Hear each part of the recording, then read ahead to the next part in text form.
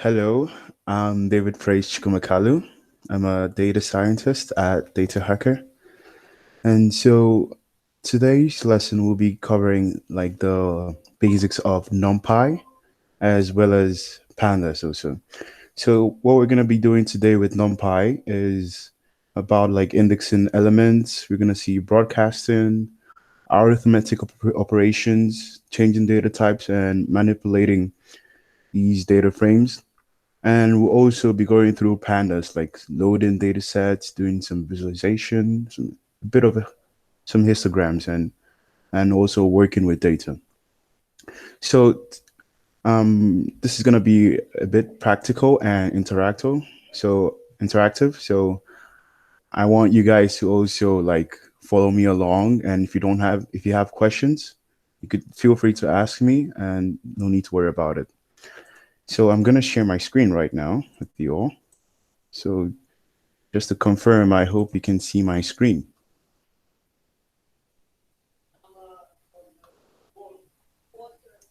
Can you confirm if you can see my screen?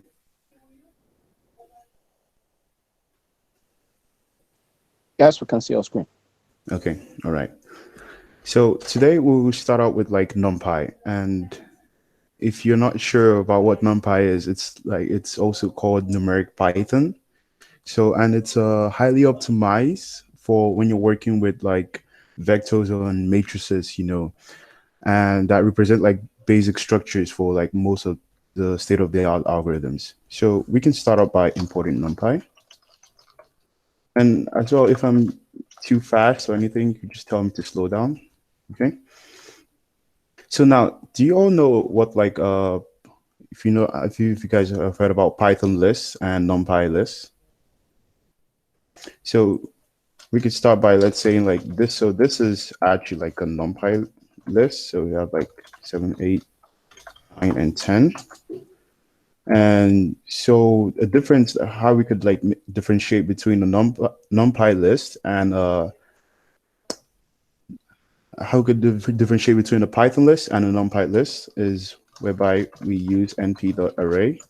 So now, basically, what we've done is that we've converted our data type into a NumPy, and this is, if you check the type before, you could see that it's a list. So I can just print it out. And this is how we convert from a Python list to a NumPy list. And it's very like important when you're like, if you're working with like to use NumPy arrays, because it's very optimized, like I've mentioned before. So another thing is that you could also check like the shape of your NumPy array. So you could see that it's 4, it's a scalar. Another thing else that we can do is we could reshape our data. So let's say by using the reshape command. So for example, we could reshape it into like a vector. So 1 and 5, and this is like, wait, oh, sorry about that.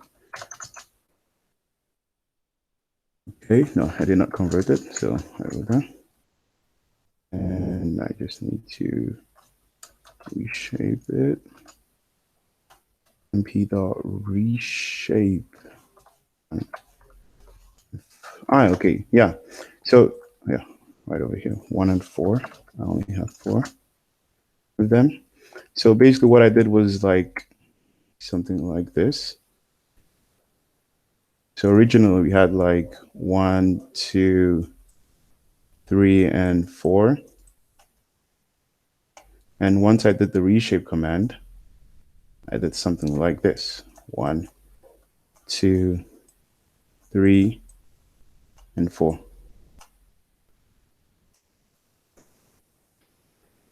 Okay, so now let's do something with like a bit of indexing. So indexing elements in a NumPy array. So if we're like interested in specific, let's say rows or columns, and we want to get like the elements, for example, if we want to get 7, we could easily like take it out by like saying like data type, and take data type of 0. Yeah, you get 7. If you want to get like the last element is like 10. So I can just put it over there. I want to get like 8. And so, and also this is like performing indexing on a 1D. If you want to perform indexing on a 2D, so let's say we could create something. So something like this. 1, 2, 3, and 4, 5, 6. We'll print it out. So now this is a 2D array, and it's also known as like a matrix. So this is how it looks like. Let's visualize it. So you got like 1, 2, 3, and we've got another one like 4, 5, and 6. So let's say now, okay, so let's say we want to get like, for example, all like the rows, the first row in our data. Does any one of you have an idea on how we're going to do it?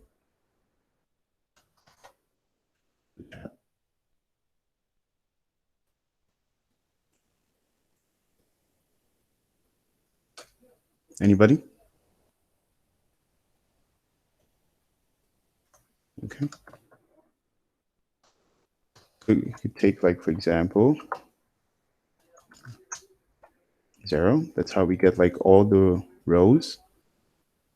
The first row and all the columns. And let's say if we want to get like, we're interested in, for example, let's say the second row. And let's say if we're interested in, like, for example, all of these here, could use a different highlighter.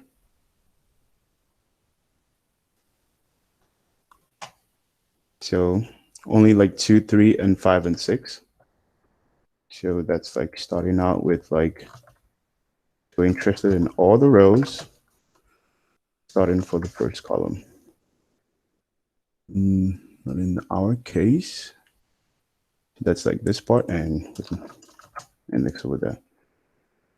So it's like from our first, no, this is like our second column, and everything from our second column all the way to the end. Does any one of you have any questions?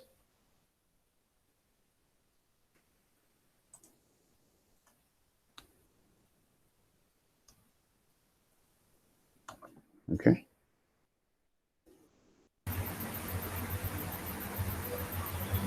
Yeah.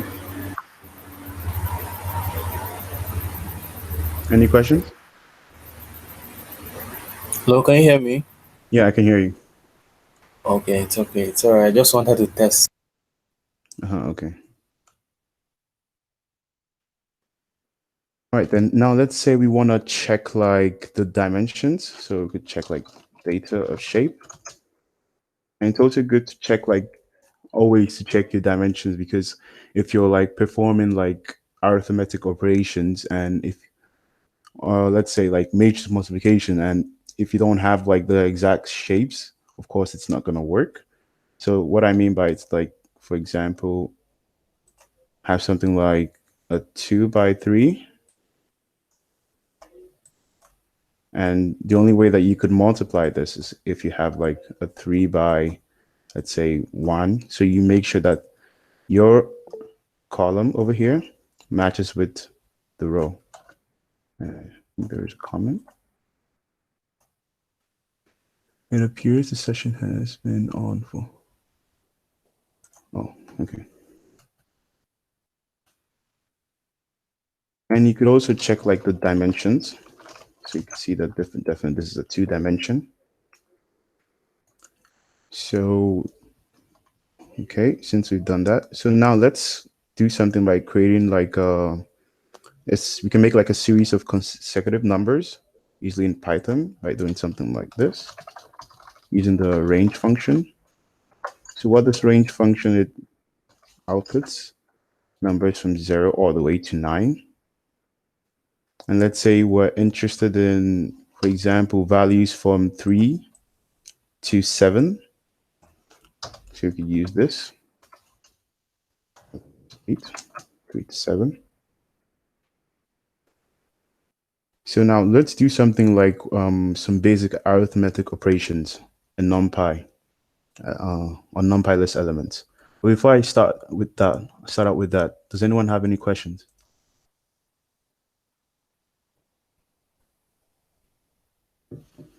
No question. No questions. All right. Thank you for responding. Okay. So let's say we have like x is equals like x plus 2, x times 2. And so you could see what happened was that, are you guys familiar with broadcasting in Python? Okay, so just to explain what happened over here, okay, I would not use the same example, but just something smaller. So let's say we have like a NumPy array of like 2, 3, and 4. And we're multiplying it by, this is like a vector, and we're multiplying it by a scalar, let's say with 2.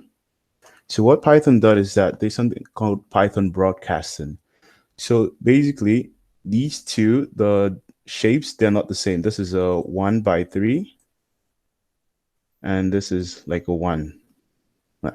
And so what Python does on the background is that it takes, for example, let's say 2, 3, and 4.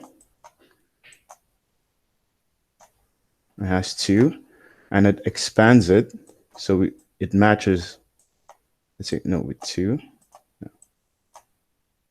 Over here, you got 2 and 2 as well. So basically our output, so now our both NumPy arrays are 1 by 3, 1 by 3. And so when you multiply it, you get like, for example, 4, get 6, and 8. So now in our case, what it did was that it multiplied each element by 2. So this was our initial 1, 2, 3, 4, 5, all the way to 9. So it made like a replicas of these 2's to fit the shape, to fit, so it matches the exact same shape with this. So we have like 2, 2, 2, 2. And we multiply 2 times 0, 2 times 1, 2 times 2, and so forth. Any questions on that?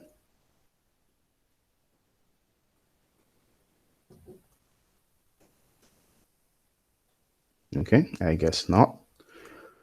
So now let's do something whereby we create like, this is something called np.zeros. So basically we can create like a series of strings consisting of only zeros and ones.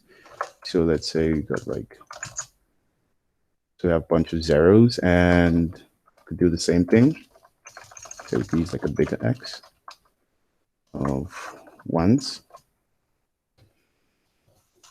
And if you notice why over here that I used a capital X over here, and another reason why I use a smaller X. So you, for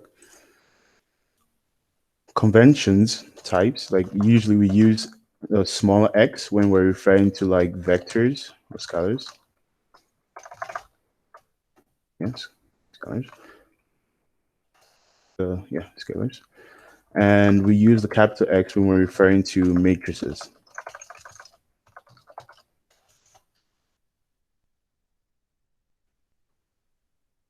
Okay, so now let's say that if we want to change our data types, there's a function called it's called add. So we like use as type.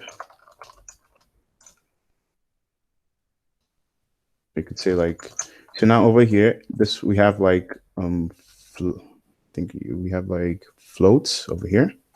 So yeah, data type of floats. So we have like all these decimal types.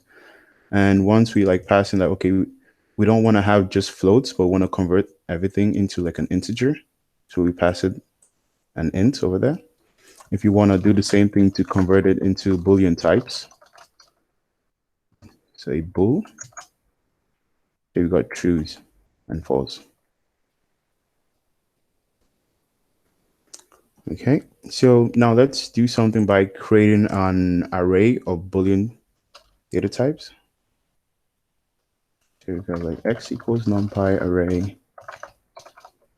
We got true, true. Okay, why is this stuff coming up? Okay. We got false.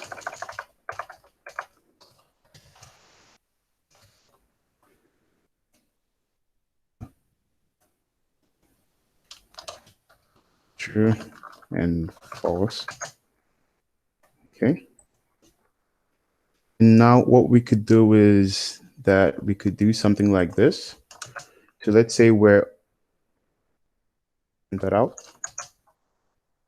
We got true, true, true, false, true, true. So now let's say something that let's create like an array of how many elements? 1, 2, 3, 4, 5. So some 5, and we could use this. So the next step could do something with indexing. So let's say whereby x is greater than 3, something like this. And you could also pass it in x. So for example, whereby our value x is greater than 3, so this we have 4 over here. If we want something greater than 2, we have 3 and 4 over here. So any questions?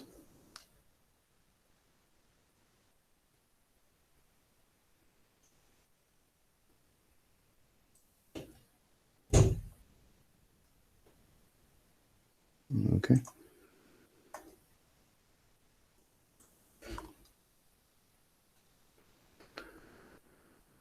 So now let's do something by creating an array. So like create an array of like a given shape and populate it with like random samples from a uniform distribution. So you could do that with np.random.ran 3 and 4.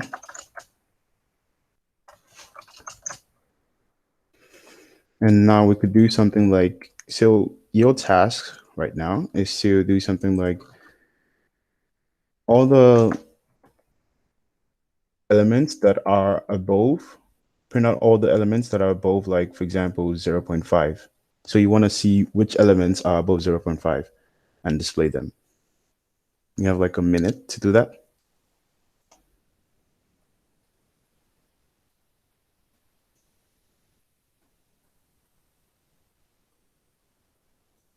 And in the meantime, if you have any questions, you may ask me.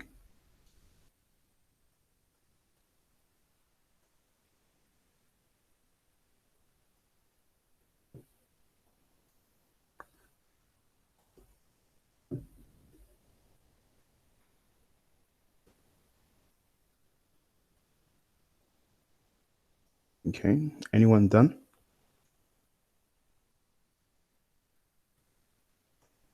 All right. And let's say we check x, right, it's greater than 0.5. These are all the elements that are greater than 0.5.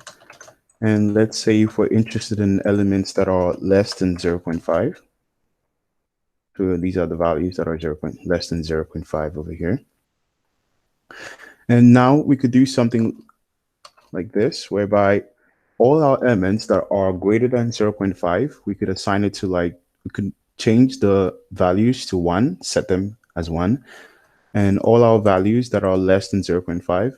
So basically the idea is that all these values here that are less than 0.5, we want to set them to 0. And all our values over here that are above 0.5, we want to set them to 1. So we could easily do that by saying something like this. The elements greater than 0.5 should be equals to 1. So if we print that out, so we could see them over there. And I could do something again that all our elements that are less than 0.5, assign the value 0.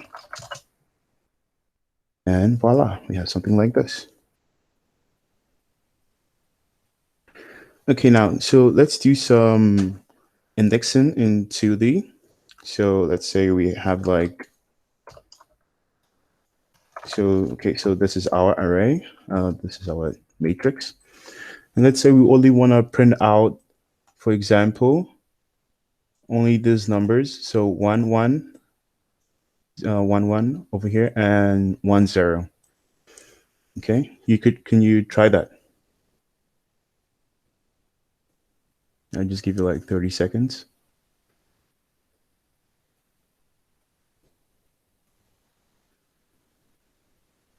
And if you have any questions, you may ask me.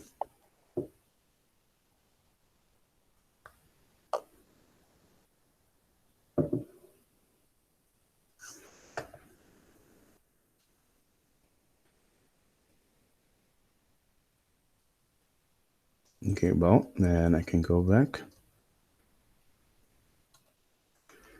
So using indexing, so our first part is that we want to get like the rows. So basically, since I want to take like 1, 1, 1, 1, 1, 1, so I'm pretty much going to have to go through all the rows. So I could just pass in this column over here. And I want all the columns that are like, for example, this one and this one. So this is like 0, 1, and 2. So starting from 2 and all the way to the end. So if we have more, it's just going to go all the way to the end. And the rest of the remaining columns. You can see that over there.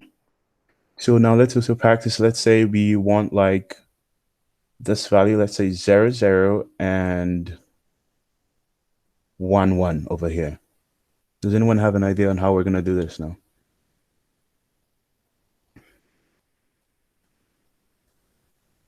Okay, so we could do this by saying like, okay, I am only interested in, I'm not interested in the first row, but I'm interested in the second and the third row. So I could start like from 1.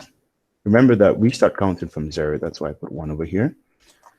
And you can put the comma, so that tells us for all the rows starting from here. And I only want, so basically 1 and 2 over here. So the first and the second column. So you could start out like with 0 and with 2. That's how I got 0, 0, and 1, 1 over here. Any questions?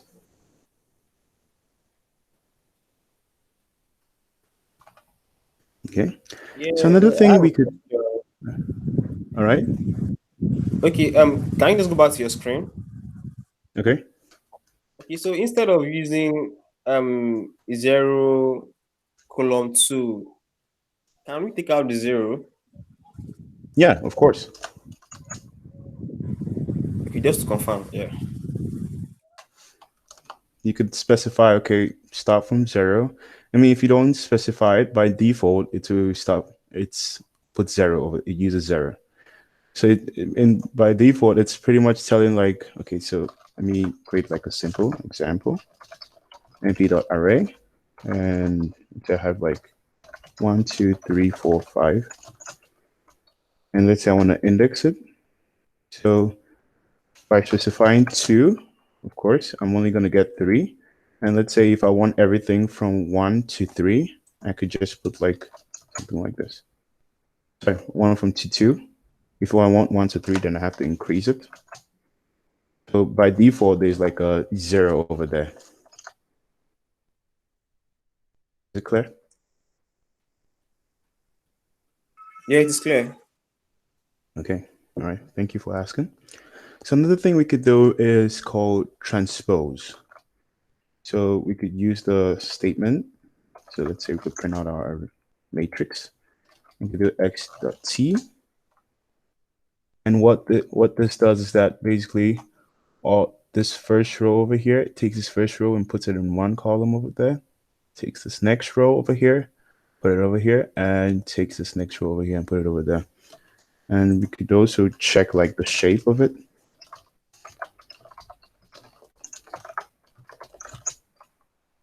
You could see the difference. np.shape. So over here, we have like a 3x4, and once we use the transpose, we have a 4x3. Okay.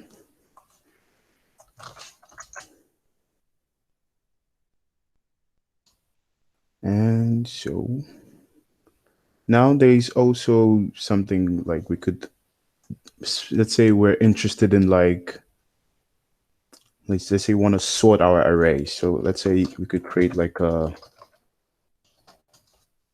NumPy array, let's say with 15 elements. We print that out, so we get like 0 to 14. And we could use something called shuffle, np.random.shuffle.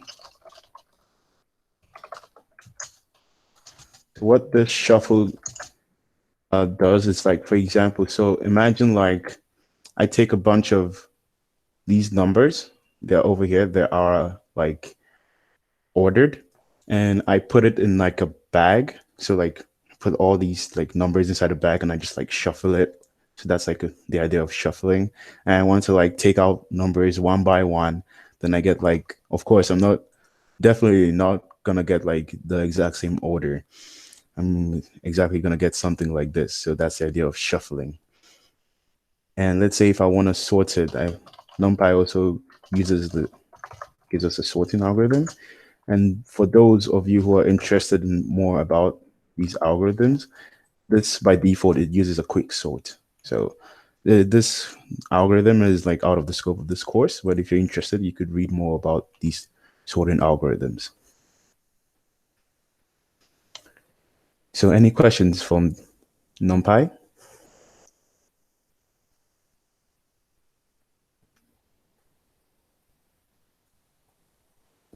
No question.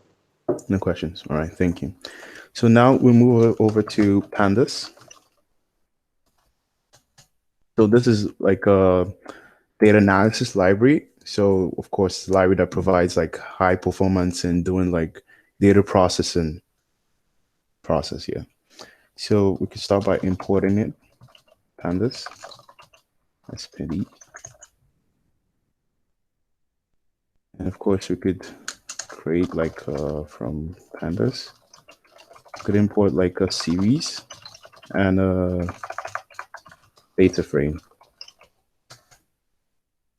And so, of course, we'll talk later about what these series and data frames are. So first of all, we could start with a series. A series is very similar to a NumPy array. So if you want to create like a series, you could start out with like this, so series.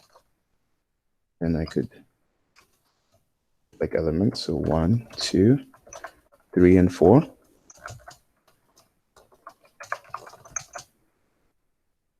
Over there. And you could also check the type.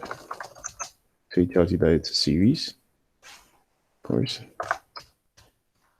You get the element NumPy int. And you could also check the index. So you could like of your series. So using the dot notation index. So we have starting from 0 to 4 with a step by 1. You could as well print out the values. So series.values. Not value count, but value. Or with an S. So basically, these are all my values. So 1, 2, 3, 4. So you could also check out the type. So if you remember earlier that I mentioned that a series is pretty much a NumPy array. So when you print out the values, to NumPy array over there. Difference is that we could specify like the indexes and every other thing we need.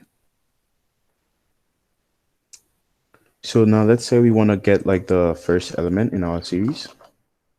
Sure. Of course, if you want to get like the last element, either use -1. So no, not -1. Series and values, value, and -1 over there. That's how you get the value. And you could say, for example, let's say we want like the first 2 elements. 0, 2. We got 1 over here. So be aware that the first column is your index, and the second column is your value. So just to get an idea of what's going on. So you could also use the head function. So let's say if you're interested in like the first 5 elements, the head by default it prints out the first 5 elements, just like to get a glimpse of how your data looks like. You could as well see like, okay, so of course you won't see much with this, but we can modify it. So let's add some elements. 7, 8, 9, 10, 11, 12. And so this is going to make more sense. The head prints out the first 5 elements, and we can use series.tail. Print out the last 5 elements. So 7, 8, 9, 10, and 11. Any questions so far?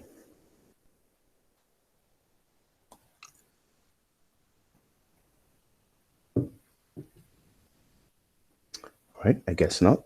So now let's create like another series, but instead of just only like put in the values, let's assign indexes to them. So we could put like series, we could put like 12, 13, 14, 15, 16. And if you want to specify indexes, so we could assign, let's say you want to put like A, B, C, and D, and E. Now if I print out this, you can see like I assign indexes to each of these values over here. So pretty much I could do something like series 2 of A. So I get my value over there. And could put something like series 2 of B. Get that also. We could also check the size of our series. Series 2 dot size. So we have 5 elements. Of course, 1, 2, 3, 4, 5, just to confirm. And we could do something with broadcasting also.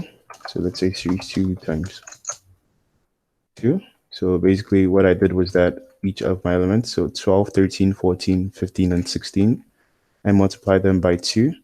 So just in case if you joined late and you want to know more about broadcasting, it's pretty much like this. So let's have values, let's say 12, 13, 14, okay.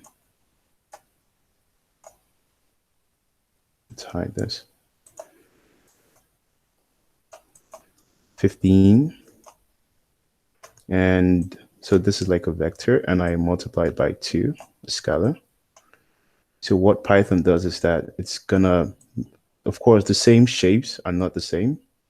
So what Python does under the hood is that it expands these 2 to have like 2, 2, 2, 2 to make sure it's the exact same shape as our vector. And of course, we could perform any arithmetic operation. We could do multiplication. So it's like 2 times 12, 2 times 13, 2 times 14, 2 times 15.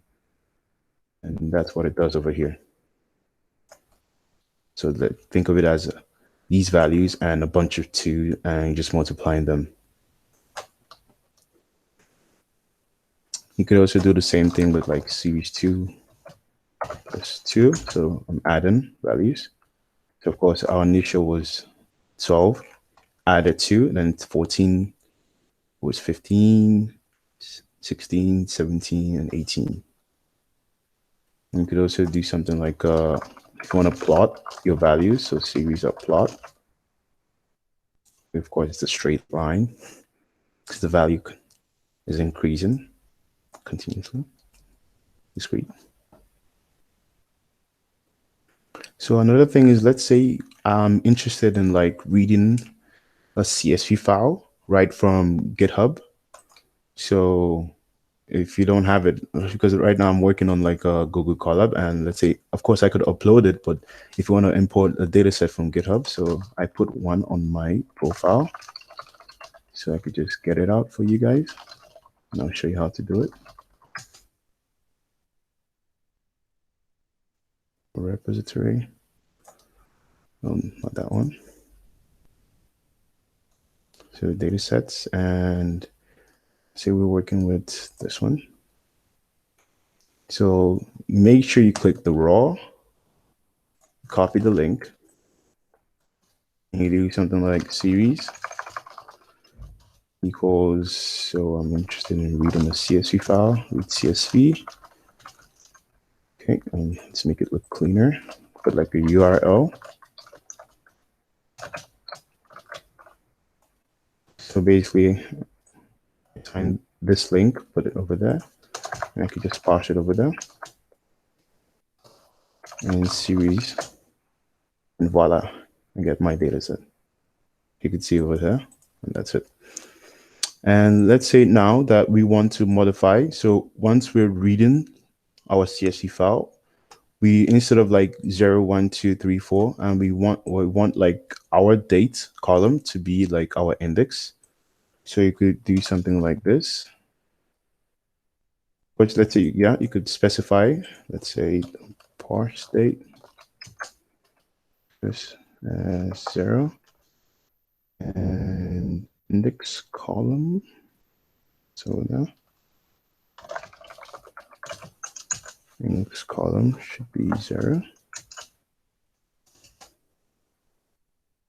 So the parse date function is, if you're interested, you could like, if you're not sure what each command does, you could pretty much like use like the column. So you could like type the command p.readcsv and question mark, and you could pretty much, you could like read through the documentation. You could search for parse dates and like scroll through it. So we have here like if it's true, parse date, specify combining multiple columns and keep the original coincidence strings. So yeah, so a function used for converting a sequence of string columns to an array of date time instance. So basically this value, they will be treated as strings, but now they will be treated as date and time. And you could also specify, let's say my header is like, you know, the first row. It could go much deeper in it. And you could also do something like squeeze. There's also a command called squeeze, true. So also this function, what it does, if you get stuck also, make sure you always read the documentation. So you got squeeze. And so if parse data only contains one column, then return a series. So basically over here, let's say if you're importing a data set and it contains only one column, so let's say state, then instead of thinking of it as a data frame, you could think of it as a series. So now let's cancel that out. Now, so these are like, so just explain this data set. It's a daily total female birth rate. So if we print out, so in each day, these are like the total amount of like babies that were like born. So we could see like on January 1st in 1959, we have like 35. on the 2nd of January 32. And let's say that we want, like, for example, the babies that were born on, let's say, I think like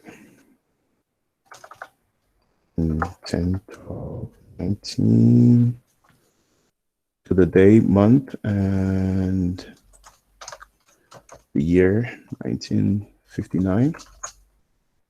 We have like 39 people. We could put something that we can see to confirm. 01, 01. We've got 35 over here. And let's say that we're interested in like all the babies that were born, for example, on January. So we could do the same thing. So these are all the babies that were born in January. And of course, to make sense of it, you could plot it out. See that?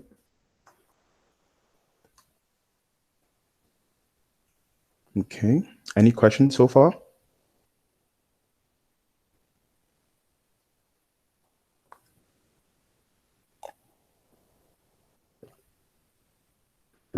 Okay, I guess not. So you could also use the describe function. This gives us like a summary.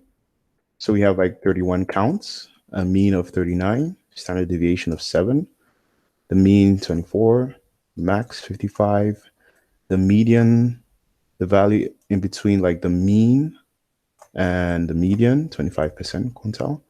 And we got 75% quintile. So the values in between the max and the median, 44. So now that, let's say we want like want to do the same thing again, but now for babies born on, let's say, December that same year, also count them. Like count, you could sum them up.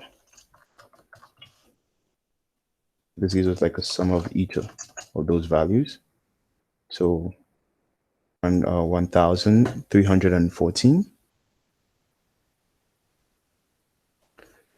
So we could also do some plots. Let's say we could December. Could do something like December the plot. You could put some style in it. ST1. So K stands for black, and okay, this int doesn't have that.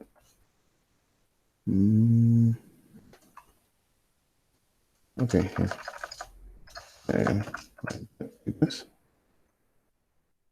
Oh yeah, because we use the sum. So just to get rid of that. So we only had one value over there. So you could make a plot, dot plots over there. You could also put like a histogram plot. So we could have December.hist. Histogram here. So you could see like the most frequent ones are like example 40. I think you could also check July. 07, that same year. I'll need to like change this to July.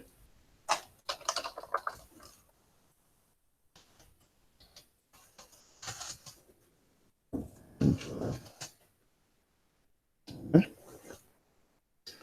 So any questions so far?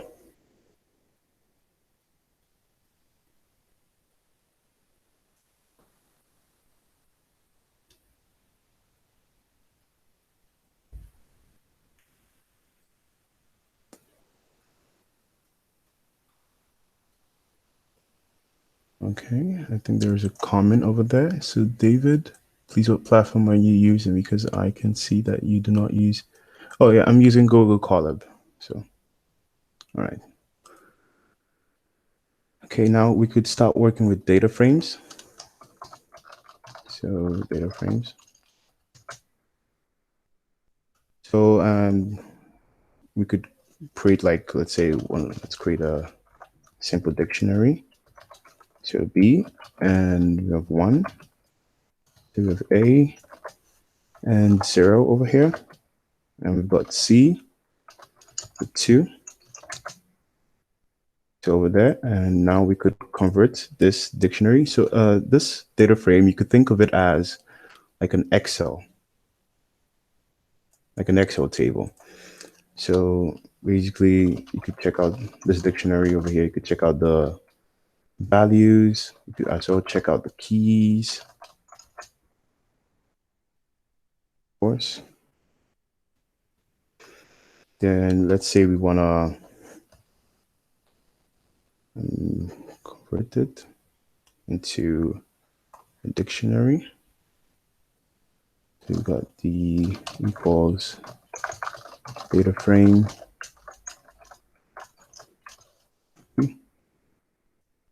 Okay, it says you must pass in, of course, we have to pass an index. So let's start with like series. We work our way over there to dictionaries. So basically what I did over here was like, I gave like an index to each of these values over there. And if we want to work with like a data frame, so we could, let's create a data frame right now. So we'll create a dictionary, then we'll pass it into our data frame. So we could do something like 1 pd.series. Okay, I have series already imported.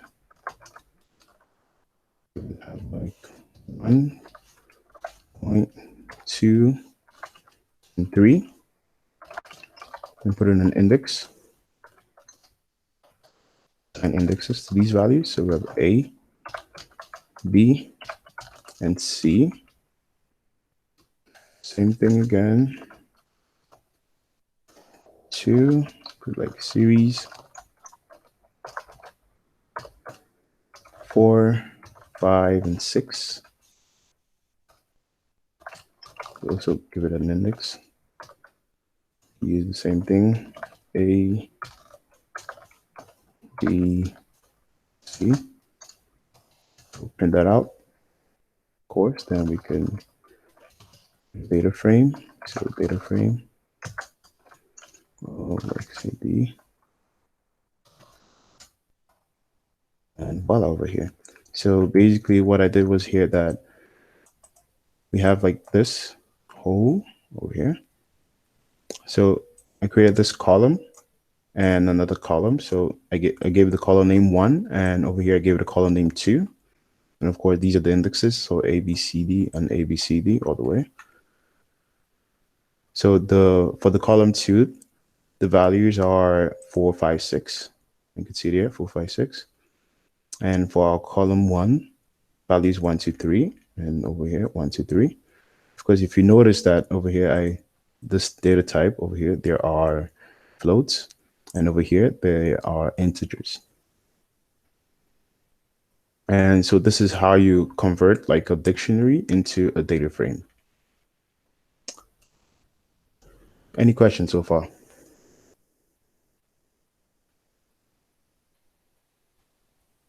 Okay, I guess not. So let's say you want to check out the index. So these are index A, B, C. And you could also do the same thing for like your columns. You have 1 and 2. And another thing is that if you're not, so let's say I already created this data frame, and let's say I want to now, like, I don't want this name. I don't want 1 and 2 to be like my column name. I want to put like a different column name. So you could do something like this, data.columns. So let's say I want to change to like 4 and 5. Data. You see? Same thing like this. And so now let's do another, let's practice with another example. So let's say, let's work with the iris dataset. We could do the same thing from like how we read from GitHub. We read a CSV. I have it over here. Make sure you go to raw, get it over there. Assign the length to a variable. We have like URL. So you could visualize it using the head. So you could get like a view of how a dataset looks like. Okay. So what we could do is that we can do something like basically use this one over here as our index, or pretty much, yeah, use the first column as our index. So you could use this, specify index column. Should be the first. Go over there. That's how we got that. And what else can we do? Okay, that's it for now. We could also check the type, queries. So it's a data frame. You could also do something by checking like, queries dot tail. So you get the last 5 rows. Okay. You could as well get like the indexes. So queries dot index series 1. We've got like values from 0 all the way to 149. And the data type is an int of 64. You can as well check out the values. So let's say values. So now this is how you get them. The type of these values.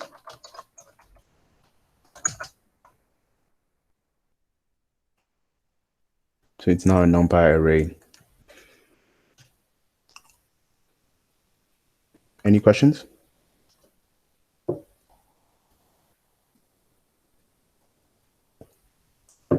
You could as well check column names.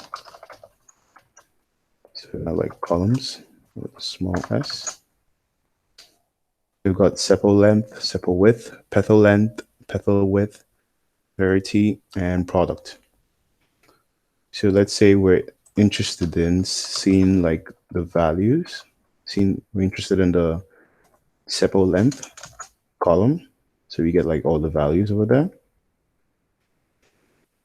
And now let's say we want to like add a new column into our existing column. So I'll just give you an idea. Look, this is how our existing column looks like. Let's say we want to create something called, let's say areas of, make a name, let's say sepal length.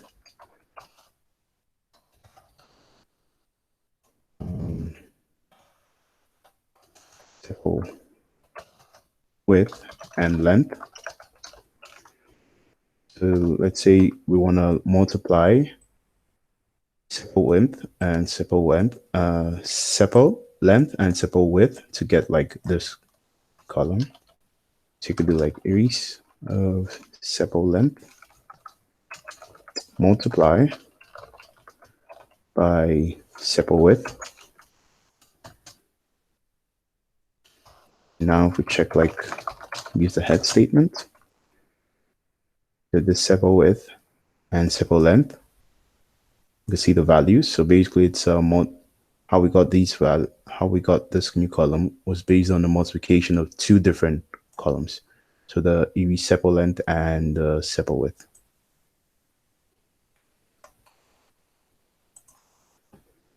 Okay, any questions so far? So now let's say that on this our data set, let's say that we don't want like this row. Let's say we want to drop it out. Let's say we want to remove it. So we can use the drop statement. There's the drop. And you can see that specify that the index. So drop based on the index first. And you could also specify the axis. So 0, in our case, it's row, and 1 is like the whole column. So let's say we're interested in dropping the row. So now, once I run the statement, initially there was a 1, but once I use the drop statement, there was a 2. And if you want to save this, you make sure you assign it to a variable. So let's say I'll assign it to temp Aries.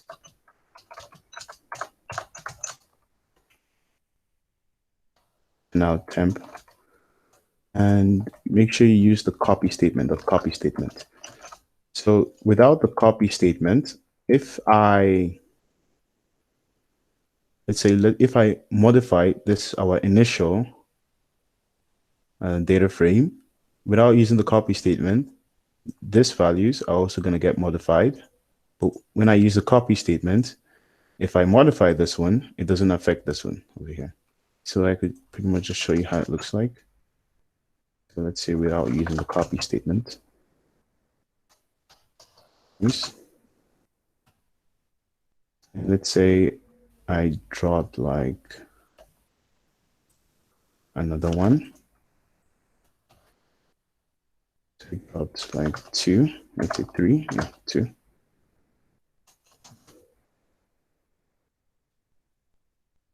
Over there. And so basically, my 10 should also get modified. No, because I dropped this one over there. But this is not a good example to explain it.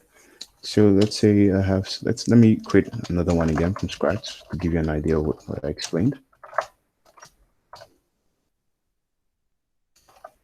We could create it based on, like, let's say, series of sepal length. And we got X over there. Okay, and I dropped it. It's based on the first index, and I specify the axis. Say 1. So 1 over there. And let's say arrow is equals to X. Arrow should have like, okay, I need to assign this. And print out X. So now see this. Let's say if I modify this, let's say I want to drop the third row. So we only have like 1, 2, 3, there 1, 0, 1, 2, there's no 3. And if I pass it over here, same thing is going to happen. But now let's say that if I print out, if I use the copy statement, okay, so now once I run this command, X, to the third one, since I use the copy statement, if I run it, no, let's use a different one. Let's say 5. If I run it now, okay, no, we can't see that 5. Oh, we can see it using the that statement. Let's pick a smaller number, let's say 2. Okay, so I have 0, 1, 2, 0. So 2 is no longer there.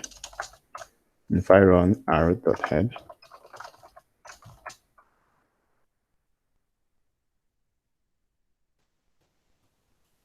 and you can see that initially, remember that I dropped the third one before, and now I dropped the second one. So basically, this does not get affected because we use the copy statement. Any questions so far? Okay, and let's say you want to use indexing for like your data frame. You could use eloc, so index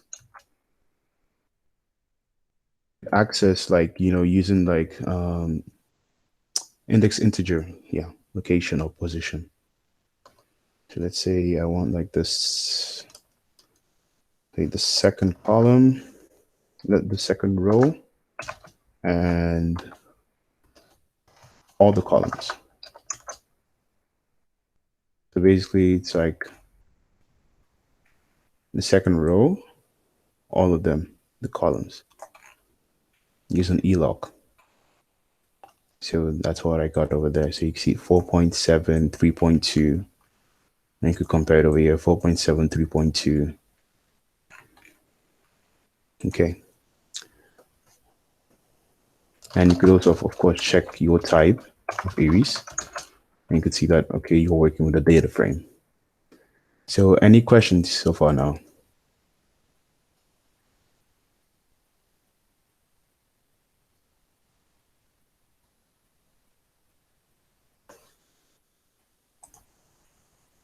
All right, then I guess not. So thank you very much for being patient and listening. And here comes the end of today's session. Thank you.